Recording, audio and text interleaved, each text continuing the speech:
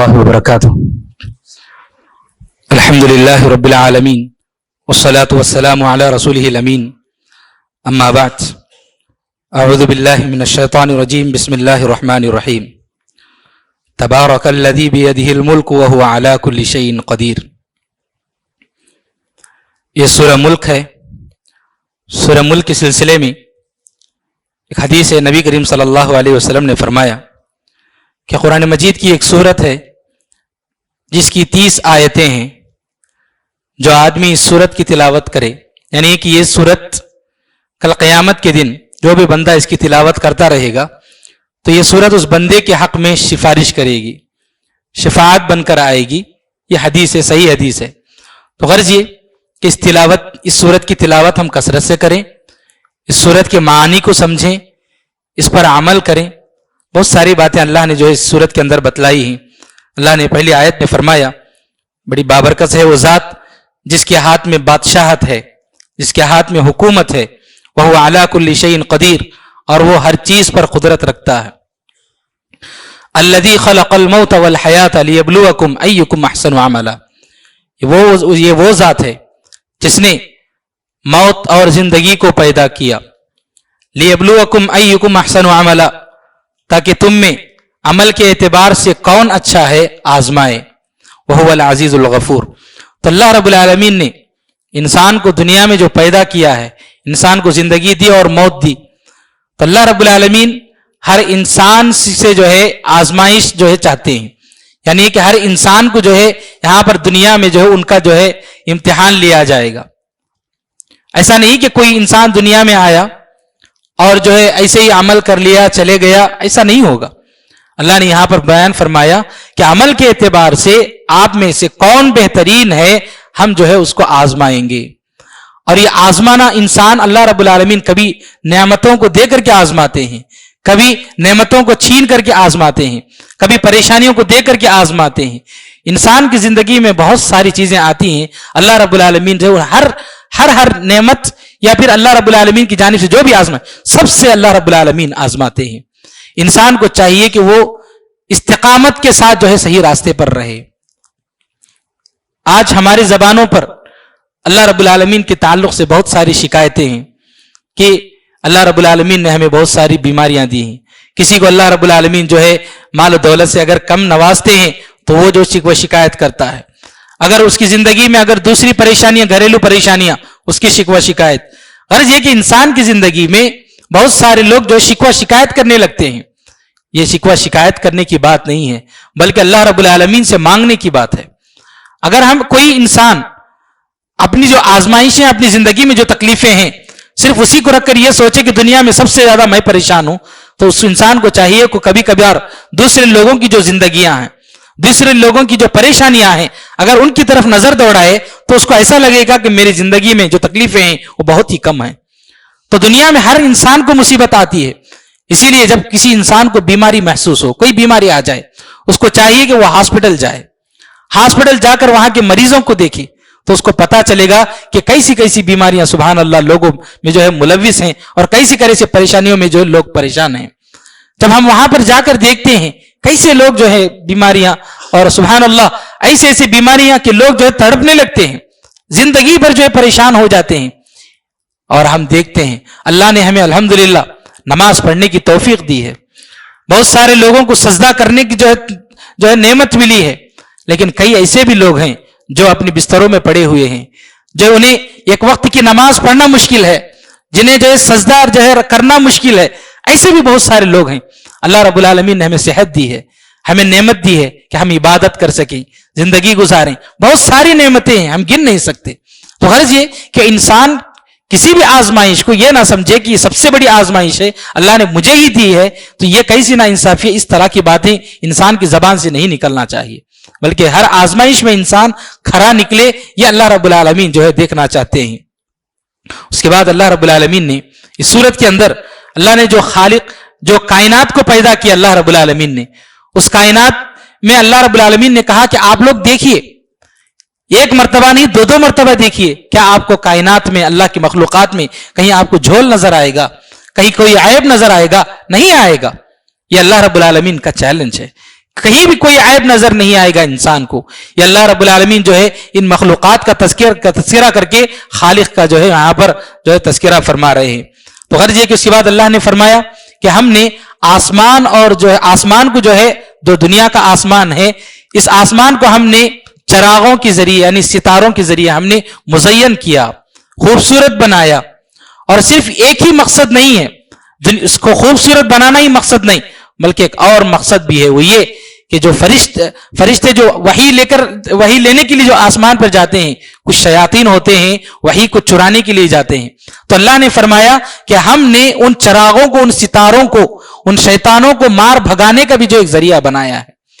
تو بہت ہی محفوظ انداز سے جو دنیا میں جو وحی نازل ہوتی ہے, اس میں کسی قسم کی ملاوٹ نہیں ہوتی. اس بات کو بتانے کے لیے اللہ رب العالمین یہاں پر اس آیت کو لائے ہیں, وَلَقَدْ زَيَّنَّا السَّمَاءَ الدُّنْيَا بِمَصَابِيحَ. اگر اس کے باوجود بھی انسان وحی کو نہیں مانتا ہے, قرآن پر عمل نہیں کرتا ہے, قرآن پر ایمان نہیں لاتا, اللہ کے نبی پر ایمان نہیں لاتا, اللہ پر ایمان نہیں لاتا, تو وہ اس کی بہت بڑی بدقسمتی ہے. یہ جو ہمیں اس جو آیت سے معلوم ہوتا ہے. اس صورت میں اللہ رب العالمین نے بعض سوالات پوچھے انسان سے کہ اگر آپ لوگوں کو رزق ملنا بند ہو جائے تو آپ کیا کریں گے؟ کون ہے رزق دینے والا؟ اللہ کے علاوہ کوئی رزاق نہیں ہے. اور اسی طرح اللہ رب العالمین نے اس صورت کے آخر آیت میں فرمایا قل ارأیتم ان اصبح ماؤکم غورا فمن یأتیکم بماء معین, کہ اگر آپ لوگوں کا پانی زمین کے بالکل نیچے چلا جائے تو پھر پانی کو نکالے گا کون؟ یعنی آپ کو پانی دے گا کون؟ ہم دیکھتے ہیں, ہم خود آزماتے ہیں یہ اپنی زندگیوں میں کہ کبھی کبھار ہمارے علاقوں میں پانی اتنے نیچے چلے جاتا ہے کہ خطرہ پانی کے لیے بہت سارے علاقوں میں لوگ تڑپنے لگتے ہیں. تو اللہ رب العالمین سوال پوچھ رہے ہیں یہاں پر کہ جب پانی اندر چلے جاتا ہے تو اس پانی کو واپس لانے والے کون اور اس پانی کو دینے والے کون؟ کیا کوئی اور ہے جو آپ کو پانی لا کر کے جو ہے زمین میں اوپر چڑھا کر کے دے سکے؟ اللہ رب العالمین یہاں پر سوال کر رہے ہیں. ان سوالوں کا مقصد یہ ہے کہ لوگ جو ہے عبرت حاصل کریں, اس اللہ کو پہچانیں, اس خالق کو پہچانیں اور اسی کی عبادت کریں. یہ اللہ رب العالمین نے اس سورت کے اندر بیان فرمایا ہے. اس کے بعد کی جو سورت ہے سورت القلم, اللہ رب العالمین نے قلم جو ہوتا ہے اس کے نام سے اللہ رب العالمین نے سورت رکھی ہے, اور اس قلم کی اللہ رب العالمین نے قسم بھی کھائی ہے. اس سورت میں اللہ نے فرمایا, نبی کریم صلی اللہ علیہ وسلم کے اخلاق کے تعلق سے فرمایا وَإِنَّكَ لَعَلَىٰ خُلُقٍ عَظِيمٍ, کہ آپ اخلاق کے سب سے اونچے معیار پر فائز ہیں. اللہ کے نبی صلی اللہ علیہ وسلم کی جو اخلاق تھے وہ بالکل شیشے کے مانند تھا, صاف شفاف, کہ کوئی بھی آدمی آپ صلی اللہ علیہ وسلم کو دیکھتا تو پہچان لیتا کہ آپ کے اخلاق کتنے بہترین ہیں. اور نبی کریم صلی اللہ علیہ وسلم ہمارے لیے اسوہ ہیں. آپ صلی اللہ علیہ وسلم کی جو اخلاق تھے ان اخلاق کو ہمیں اپنانا چاہیے. ہمارے کردار میں, ہمارے اٹھنے بیٹھنے میں, ہمارے چلنے پھرنے میں, ہمارے بات کرنے میں, ہر چیز میں نبی کریم صلی اللہ علیہ وسلم کا اسوہ مطلوب ہے. آج ہمارے بات کرنے کا انداز کیسا ہے, ہمارا کردار کیسا ہے, لوگوں کو تکلیف ہم پہنچاتے ہیں. نبی کریم صلی اللہ علیہ وسلم دوسروں کو نفع پہنچاتے تھے لیکن کبھی کسی کو تکلیف نہیں دیتے تھے. اگر ہمیں بھی یہی کرنا ہے کہ ہم دوسروں کو نفع پہنچائیں اور لیکن نقصان نہ پہنچائیں. اگر ہم سے نفع نہیں پہنچ پا رہا ہے, ہم نہیں پہنچا پا رہے, کم از کم یہ تو کوشش کریں کہ ہم کسی کو تکلیف نہ دیں. اپنی زبان سے بھی نہیں, اپنے ہاتھ سے بھی نہیں, اپنے کردار سے بھی نہیں, بلکہ اپنی آنکھوں سے بھی کسی کو تکلیف نہیں دینا چاہیے. بعض اوقات ہوتا ہے کہ کوئی انسان ہمارے پاس آتا ہے, اس کو ہم چھوٹا سمجھنے لگتے ہیں, حقیر سمجھنے لگتے ہیں, تو آنکھوں کے اشارے سے ہی جو اس کو جو نیچے گرا کر کے بات کرتے ہیں. تو یہ حرکت بھی نہیں ہونی چاہیے, کیونکہ نبی کریم صلی اللہ علیہ وسلم نے فرمایا اتق دعوت المظلوم, مظلوم کی بد دعا سے بچیے. فإنه ليس بينها وبين الله حجاب, کہ مظلوم کی بد دعا اور اللہ کے درمیان کوئی پردہ ہی نہیں ہے. اللہ رب العالمین جیسے ہی مظلوم کی بد دعا نکلتی ہے فوراً اللہ رب العالمین اس کی بد دعا کو قبول کرتے ہیں. اور مظلوم کی بد دعا جس انسان کو لگ جاتی ہے, نہ صرف آخرت میں بلکہ دنیا میں بھی اس کو خسارہ اٹھانا پڑے گا. اس لیے ہمیں چاہیے کہ ہم اپنے اچھے اخلاق کو اپنائیں. نبی کریم صلی اللہ علیہ وسلم کا جو طریقہ تھا, جو اسوہ تھا, جو اخلاق تھے, اس اخلاق کو ہم اپنائیں. اللہ رب العالمین نے جو یہاں پر نبی کریم صلی اللہ علیہ وسلم کی تعریف کرتے ہوئے بیان فرمایا, اس کا مقصد یہ ہے کہ ہم آپ صلی اللہ علیہ وسلم کے اخلاق کو پڑھیں اور جو اس کو اپنی زندگیوں میں نافذ کریں. اس صورت میں اللہ رب العالمین نے ایک واقعے کا تذکرہ فرمایا کہ ایک نیک آدمی تھا, اللہ رب العالمین نے اسے باغ دیے تھے. وہ آدمی ان باغات کی سینچائی کرتا تھا, اس سے جو کچھ بھی جو ہے اسے ما حاصل آتا, یعنی اس کی جو ہے جو بھی اس باغ سے جو بھی نکلتا تو وہ آدمی سب سے پہلے غربا میں تقسیم کرتا, اس کے بعد پھر اپنے گھر لے جاتا. اس کی موت ہو گئی, وفات ہو گئی, اللہ نے خوب نوازا تھا. اس کے بیٹوں نے سوچا کہ باپ تو مر گئے اور وہ خواہ مخواہ جو ہے غربا میں تقسیم کرتے تھے, اب ہمیں وہ کیا کرنا ہے. ان لوگوں نے سوچا کہ ہمیں راتوں رات جب پوری طرح جو ہے باغ اچھی طرح جو ہے اس کے اندر فصل آ جائے گی تو ہمیں جانا ہے راتوں رات اور جو ہے توڑ کر کے لانا ہے, کسی غریب کو یا محتاج کو پتہ نہ چلے, اسی لیے راتوں رات ختم کرنا. ان لوگوں نے پورا منصوبہ بنایا اور رات وہ لوگ جو ہے رات میں صبح کا انتظار کر رہے تھے. اللہ رب العالمین نے پورے باغ کو تہس نہس کر دیا, پوری طرح باغ کو ختم کر دیا. یہ لوگ صبح سویرے پہنچ گئے باغ کے پاس. جب پہنچے تو دیکھا کہ جو ہے کچھ نہیں ہے. ان لوگوں نے سمجھا کہ ہم غلط راستے پر آ گئے ہیں, غلط جگہ پر آ گئے ہیں, لیکن انہوں نے آزو بازو دیکھا تو پہچان لیا کہ یہ تو ہمارا ہی باغ ہے. اس کے بعد انہیں جو ہے اپنی منہ کی کھانی پڑی, وہ لوگ افسوس کا اظہار کرنے لگے. تو ان میں سے ایک آدمی نے کہا, میں نے کہا تھا کہ اللہ کا خوف اختیار کرو, لیکن آپ لوگوں نے اختیار نہیں کیا, دیکھیے نتیجہ کیا ہوا. ان لوگوں نے دوبارہ توبہ کی, اللہ رب العالمین سے معافی مانگی, تو اللہ رب العالمین نے کہا کہ ہم اس کے بدلے میں انہیں ایک اور اچھا باغ دے دیا. اللہ رب العالمین نے یہ کہا. تو غرض یہ کہ انسان اپنی زندگی میں ہرگز اللہ رب العالمین کی مخالفت نہ کرے. اپنے آبا و اجداد کو اچھے کام کر کے گئے ہیں تو ان کو باقی رکھنے کی ہم کوشش کریں, اس کو بگاڑنا نہیں چاہیے. اگر کچھ خراب کام کر کے گئے بھی ہوں تو ہمیں جو ہے اس کو اچھا کرنے کی ضرورت ہے. اللہ رب العالمین کی اگر مخالفت ہم کریں مال کے تعلق سے ہو یا ہماری زندگی میں کوئی بھی چیز, تو اللہ رب العالمین جو ہے اس کی ناشکری کی بنیاد پر اس کو جو ہے ختم کر دیتے ہیں. وہ بات اس صورت میں بتلائی گئی. اس کے بعد کی جو صورت ہے سورۃ الحاقہ, یہ وہ صورت ہے اگر انسان اس کو معنی کے ساتھ اگر پڑھتا ہے, یہ انسان کے دل کو جو ہے دہلانے والی یہ صورت ہے. اس صورت میں اللہ رب العالمین نے قیامت کا منظر پیش کیا کہ لوگوں کے نامہ اعمال کیسے دیے جائیں گے, ان باتوں کا تذکرہ فرمایا. الحاقہ, حاقہ خود جو ہے قیامت کے ناموں میں سے ایک نام ہے. اس صورت میں اللہ رب العالمین نے جو ہے پہلے بعض اقوام کا تذکرہ فرمایا, اس کے بعد قیامت کی جو شروعات ہے اس کا تذکرہ فرمایا کہ سور پھونکا جائے گا.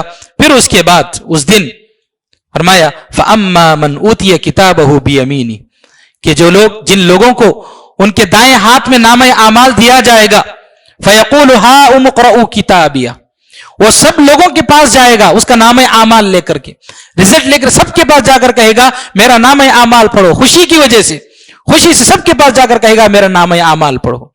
انی ظننت انی ملاق حسابیہ, مجھے یہ امید تھی دنیا میں, میں نیک اعمال کر رہا تھا, مجھے پوری امید تھی کہ مجھے جو ہے یہ اچھا جو ہے مجھے بدلہ ملے گا, اچھا نامہ اعمال ملے گا. فَهُوَ فِي عِيشَةٍ رَاضِيَةٍ, وہ خوشی کے ساتھ آرام کی زندگی گزارے گا.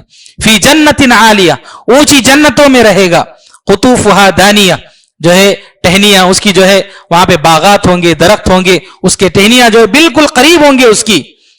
کلوا واشربوا ہنیئا بما اسلفتم فی الایام الخالیہ, کہا جائے گا ان سے کھاؤ پیو, تمہارے لیے خوشخبری ہے, جو کچھ بھی تم نے دنیا میں گزرے ایام میں جو کچھ بھی تم نے اعمال کیے ان کا بدلہ یہاں پر دیا جا رہا ہے, کھاؤ اور پیو, ان سے کہا جائے گا. یہ جو ہے جو نیک اعمال ہیں دائیں ہاتھ میں جنہیں دیا جائے گا ان کا تذکرہ آیا. پھر اس کے بعد ان لوگوں کا تذکرہ جن کا نام اعمال بائیں ہاتھ میں دیا جائے گا. اللہ نے فرمایا وَأَمَّا مَنْ أُوتِيَ كِتَابَهُ بِشِمَالِهِ, اور جن کا نام اعمال بائیں ہاتھ میں دیا جائے گا. فَيَقُولُ يَا لَيْتَنِي لَمْ أُوتَ كِتَابِيَهْ, وہ آدمی جسے دائیں ہاتھ میں دیا گیا وہ سب کے پاس جا کر پڑھایا جائے, کہے گا کہ میرا نام اعمال پڑھو, لیکن یہ کہے گا جس کے ہاتھ میں بائیں ہاتھ میں دیا جائے گا یا لیتنی لم اوت کتابیہ, کاش میرا نام اعمال دیا ہی نہ جاتا. ولم ادری ما حسابیہ, اور مجھے یہ جو حساب میرا جو حساب و کتاب ہوا ہے میں اس کے بارے میں جو ہے اس کے بارے میں مجھے علم ہی نہ ہوتا, میں جانا ہی نہ ہوتا تو کتنا اچھا ہوتا. یا لیتہا کانت القاضیہ, کاش مجھے موت ہی نہ آئی ہوتی تو کتنا اچھا ہوتا. ما اغنا عنی مالیہ, کہ دنیا میں نے مال کمایا, بہت کچھ جو ہے پوزیشن کمائی, بہت ساری چیزیں, لیکن یہ مال میرے کچھ کام نہیں آیا. ہلک عنی سلطانیہ, کہ میں نے دنیا میں پوزیشن کمائی تھی, بڑی بڑی حکومتیں میں نے پائی تھی, بڑی چیئر تھی میرے پاس, میں بہت بڑا پوزیشن تھا. سلطانیہ, یہ میری سلطنت, یہ میری پوزیشن نے مجھے برباد کر دیا. کہا جائے گا اس کے بعد خذوہ فغلوہ, فرشتوں سے کہا جائے گا پکڑو اس کو, فغلوہ, اور اس کو باندھ دو, ثم الجحیم صلوہ, پھر اس کو جہنم میں پھینک دو. ثم فی سلسلۃ ذرعها 70 ذراعا فاسلکوہ, پھر اس کو 70 گز کی جو ہے کچھ چین ہوگی, اس چین میں جو اس کو جکڑ کر کے جو ہے جہنم میں جو ہے اس کو ڈال دیا جانے کے لیے حکم دیا جائے گا، کہا جائے گا انہ کان لا یؤمن باللہ العظیم، اس لیے کہ لوگ جو عظمت والا اللہ ہے اس پر ان لوگوں نے ایمان نہیں لایا۔ ولا یحض علی طعام المسکین، اور اس میں دیکھیے ایک اور بات بھی یہاں پر بتلائی گئی کہ لوگ مسکینوں کو کھانا کھلانے کے لیے جو ہے ان کی جو ہے انکریج نہیں کرتے تھے۔ فلیس لہ اليوم ہاہنا حمیم، اور آج ان لوگوں کے لیے جو ہے کیا ہے، کوئی دوست بھی نہیں ہے، کوئی بچانے والا بھی نہیں، کوئی مدد بھی کرنے والا نہیں۔ ولا طعام الا من غسلین، اور انہیں کھانے کے لیے کیا دیا جائے گا؟ غسلین دیا جائے گا۔ غسلین کیا ہے؟ نبی کریم صلی اللہ علیہ وسلم نے فرمایا کہ جو ہے غسلین، جہنمی لوگ جب آگ میں جلتے رہیں گے تو پھوڑوں سے نکلنے والا جو پیپ اور پانی ہے وہ انہیں کھانے اور پینے کے لیے دیا جائے گا۔ ولا طعام الا من غسلین لا یاکلہ الا الخاطئون، کہ اس کے گنہگار لوگ ہی کھائیں گے، یہ اللہ تعالیٰ نے بتلایا۔ حضرت عمر رضی اللہ تعالیٰ عنہ فرماتے ہیں کہ ایک مرتبہ میں نبی کریم صلی اللہ علیہ وسلم کے پیچھے پیچھے گیا آپ کو ستانے کے لیے۔ آپ صلی اللہ علیہ وسلم حرم کے اندر یعنی خانہ کعبہ کے پاس گئے اور آپ نے جو ہے نماز شروع کی اور تلاوت کر رہے تھے۔ تلاوت میں آپ نے یہ سورت کو پڑھا تو میں پوری سورت کو سن رہا تھا، ابھی اسلام قبول نہیں کیے تھے عمر رضی اللہ تعالیٰ عنہ، تو بتاتے ہیں کہ میں جو ہے اس کلام کو سن کر کے میں پریشان ہو گیا۔ میں نے سوچا کہ یہ ضرور کسی شاعر کا کلام ہے، تو نبی کریم صلی اللہ علیہ وسلم اس آیت پر پہنچے وما ہوا بقول شاعر، یہ شاعر کا کلام نہیں ہے۔ تو پھر میں نے سوچا کہ شاعر کا کلام نہیں تو ضرور کسی کاہن کا کلام ہوگا۔ پھر نبی کریم صلی اللہ علیہ وسلم یہ آیت پڑھی وما ہوا ولا بقول کاہن، یہ کسی کاہن کا بھی کلام نہیں ہے۔ اس کے بعد میں تعجب میں پڑ گیا کہ پھر ہے کیا ہے، تو اللہ کے نبی صلی اللہ علیہ وسلم اس آیت پر پہنچے تنزیل من رب العالمین، کہ یہ سارے جہانوں کا جو پروردگار ہے اس کی نازل کردہ ایک کتاب ہے۔ اللہ رب العالمین نے جو ہے یہاں پر اس آیت میں بیان فرمایا۔ تو عمر رضی اللہ تعالیٰ عنہ بتاتے ہیں کہ پہلا موقع تھا جب پہلی مرتبہ اسلام کی عظمت میرے دل میں بیٹھی۔ اس کے بعد اسلام قبول نہیں کیے فوراً، لیکن بتاتے ہیں کہ راسخ ہو گیا اسلام میرے دل میں پہلی مرتبہ۔ یہ بتاتے ہیں عمر رضی اللہ تعالیٰ نے سورت کے تعلق سے، یہ سورت ہے اس کا ہمیں پڑھتے اور سمجھتے رہنا چاہیے۔ اس کے بعد کی جو سورتیں ہیں تقریباً 29ویں پارے میں جو سورتیں آئیں، اللہ رب العالمین نے اکثر سورتوں میں قیامت کے مناظر، جنت اور جہنم کے بارے میں بیان فرمایا۔ ہم شروع سے بھی جو ہے پورے قرآن کو ہم پڑھتے ہیں تو شروع سے اللہ رب العالمین نے ان لوگوں کو جو ہے قیامت کا منظر پیش کرتے ہوئے بتایا، آخرت کے بارے میں بتایا، جنت اور جہنم کے بارے میں بتلایا، بار بار بتلایا تم اللہ کی عبادت کرو ورنہ جو ہے جہنم ملے گی، ورنہ اگر تم صحیح طور پر عمل کرو گے تو جنت، بار بار ہر صورت میں تقریباً کئی صورتوں میں بتلایا گیا۔ اتنی مرتبہ سمجھانے کے باوجود بھی یہ لوگ نہیں سمجھ پائے۔ اللہ کے نبی صلی اللہ علیہ وسلم نے آ کر بہت ساری نشانیاں بتلائیں۔ ان لوگوں نے کہا کہ ہمیں چاند کے 2 ٹکڑے کر کے دکھائیے، ایک نشانی چاہیے۔ نبی کریم صلی اللہ علیہ وسلم نے اشارہ کر کے جو ہے اللہ کے حکم سے جو چاند کے 2 ٹکڑے ہو گئے۔ اتنی بڑی نشانی دیکھنے کے باوجود بھی ان لوگوں نے کہا کہ یہ جادو ہے۔ تو اس طرح کی ان لوگوں کی حرکتیں تھیں، بار بار قرآن مجید نے کہا لیکن یہ لوگ سدھرے نہیں۔ تو اس طرح کی جو ہے باتیں اس صورت میں جو ہے اللہ رب العالمین نے کئی صورتوں میں جو ہے سختی کے ساتھ بیان فرمایا۔ آخری سورت المرسلات جو ہے اس میں بھی اللہ رب العالمین نے بڑی سختی سے بہت ساری چیزوں کو پیش کیا، اور لوگ جو جھٹلا رہے تھے بار بار یہ آیت آ رہی تھی ویل یومئذ للمکذبین، کہ اس دن جو لوگ جھٹلا رہے تھے ان لوگوں کے لیے جو ہے ویل ہے، بربادی ہے، ویل ہے۔ اللہ رب العالمین نے جو ہے بار بار بیان فرمایا۔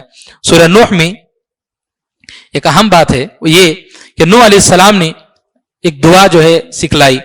انسان کی زندگی میں کبھی مال کی پریشانی آتی ہے، اولاد کی پریشانی آتی ہے، کبھی ہماری زندگیوں میں یعنی ہمارے علاقوں میں اتنی گرمی آتی ہے اور پانی نہیں ہوتا ہے کہ پانی کے لیے تڑپتے ہیں، تو پانی کے لیے بھی مصیبت آتی ہے۔ تو ان ساری چیزوں کے لیے یہاں پر ایک دعا بتلائی گئی، یعنی ایک طریقہ بتلایا گیا ہے کہ کیسے ہم ان چیزوں کو حاصل کریں۔ فَقُلْتُ اسْتَغْفِرُوا رَبَّكُمْ إِنَّهُ كَانَ غَفَّارًا، کہ تم اپنے رب کس سے جو ہے استغفار طلب کرو، معافی مانگو، اپنے گناہوں سے معافی مانگو۔ اللہ رب العالمین تمہاری زندگی میں جو جو ضرورتیں ہیں سب دے گا۔ یرسل السماء علیکم مدرارا، آسمان سے موسلادھار بارش برسائے گا، تمہیں مال دے گا، تمہیں اولاد دے گا، تمہیں جو ہے باغات دے گا، انہار یعنی پانی، یہ ساری چیزیں تمہیں دے گا، بس تم اپنے گناہوں سے معافی مانگو۔ یہ اللہ رب العالمین نے جو ہے اس سورت کے اندر بتلایا۔ اس کے بعد کی جو بھی سورتیں ہیں تقریباً دیکھیے، ایک سورت المزمل کی ایک آیت ہے، ان آیتوں میں شروع ابتدائی آیات میں تہجد کے تعلق سے بتلایا گیا، تہجد کی نماز کی اہمیت، اس کی فضیلت کے تعلق سے بتلایا گیا۔ قم اللیل الا قلیلا، کہ تم رات کو اٹھو جو ہے قیام کرو، الا قلیلا یعنی پوری رات نہیں، تھوڑا سا پڑھو. نصفہ اوین قس منہ قلیلا, آدھی رات بھی نہیں, اس سے تھوڑا سا کم کر کے پڑھو. او زد علیہ, یا پھر تم تھوڑا سا بڑھانا چاہتے ہو, یعنی یہ کہ آدھی رات سے کم اگر آدمی پڑھنا چاہتا ہے تو پڑھے, زیادہ وقت نہ لگائے, بلکہ ثلث اللیل کہا جاتا ہے کہ رات کا 1/3 جو حصہ ہوتا ہے اس میں آپ نماز پڑھیے. اللہ رب العالمین نے ایک اور بات بتلائی, ورتل القرآن ترتیلا, قرآن کو آپ ٹہر ٹہر کر پڑھیے. قرآن کو اتنی تیزی سے نہیں پڑھنا کہ صرف یعلمون اور تعلمون سمجھ میں آ جائے آخر میں, یہ قرآن کے ساتھ مذاق ہے. ایسا نہیں ہونا چاہیے. ہم کچھ بھی پڑھیں قرآن کو ٹہر ٹہر کر سمجھ سمجھ کر پڑھیں, اس کا جو ہے ہمیں لحاظ رکھنا چاہیے. تہجد کا بڑا فائدہ بتلایا اللہ تعالیٰ نے, ان ناشئۃ اللیل ہی اشد وطئا واقوم قیلا, کہ جو لوگ تہجد کی نماز پڑھتے ہیں, تہجد کی نماز کی وجہ سے ان کا نفس جو نفس یعنی جو برائیاں اور غلط خیالات یا خواہشات کا جو ان کا نفس ہوتا ہے وہ کچل جاتا ہے اس سے, فرمایا اللہ نے, اس کو جو ہے ختم کر دیتی ہے تہجد کی نماز. واقوم قیلا, اور اس کی زبان میں تاثیر آتی ہے. انسان لوگوں کے سامنے اگر دین کی بات پیش کرے تو اس کی زبان میں تاثیر آتی ہے. اسی لیے کہا جاتا ہے کہ جو لوگ دین کا کام کرنا چاہتے ہیں, یعنی خاص کر دعویٰ اللہ, ان لوگوں کو چاہیے کہ وہ لوگ تہجد کی نماز کا اہتمام کریں, تبھی چل کر ان کی زبان میں جو ہے تاثیر آتی ہے. اللہ رب العالمین تاثیر دیتے ہیں. تو نفس کو کچلنا ہے اور ہماری زبانوں میں تاثیر آنا ہے تو تہجد کا اہتمام کرنا چاہیے. یہ بات اللہ رب العالمین نے اس سورت کے اندر بتلائی. تو غرض یہ کہ تقریباً ان صورتوں کے اندر اللہ رب العالمین نے اس کے بعد کی جو بھی صورتیں ہیں, جنت کا تذکرہ, جہنم کا تذکرہ, آخرت کا تذکرہ, یہ باتیں اللہ رب العالمین نے بتلائی ہیں. ان صورتوں کو پڑھنے کے بعد ہمیں صرف سننا اور سمجھنا ہی نہیں بلکہ ہماری زندگیوں میں لانا, اللہ کا ڈر اختیار کرنا, آخرت کو یاد کرنا, جہنم کو یاد کرنا, اور جنت کی طلب کے لیے, جنت پانے کے لیے ہر ممکن کوشش کرنا چاہیے. رب العالمین سے دعا ہے کہ اللہ تعالی ہمارے گناہوں کی مغفرت فرمائے. رب العالمین ہم نے جو بھی عبادتیں کی ہیں اللہ ہماری عبادتوں کو قبول فرمائے, اللہ ہمارے روزوں کو قبول فرمائے, اللہ ہماری تراویح کو قبول فرمائے. رب العالمین ہماری نمازوں کو قبول فرمائے. اللہ ہماری چھوٹی بڑی جو بھی نیکیاں ہیں اللہ ہماری ساری نیکیوں کو قبول فرمائے. اللہ ہم سب کو جہنم سے آزادی عطا فرما. رب العالمین ہم سب کو جنت الفردوس میں جگہ نصیب فرما. رب العالمین جب تک ہم دنیا میں رہیں کتاب و سنت کے مطابق زندگی گزارنے کی توفیق نصیب فرما. جب موت آئے خاتمہ بالخیر فرما. آمین. واخر دعوانا ان الحمدللہ رب العالمین. ربنا تقبل منا انك انت السميع العليم وتب علينا انك انت التواب الرحيم برحمتك يا ارحم الراحمين والحمد لله رب العالمين.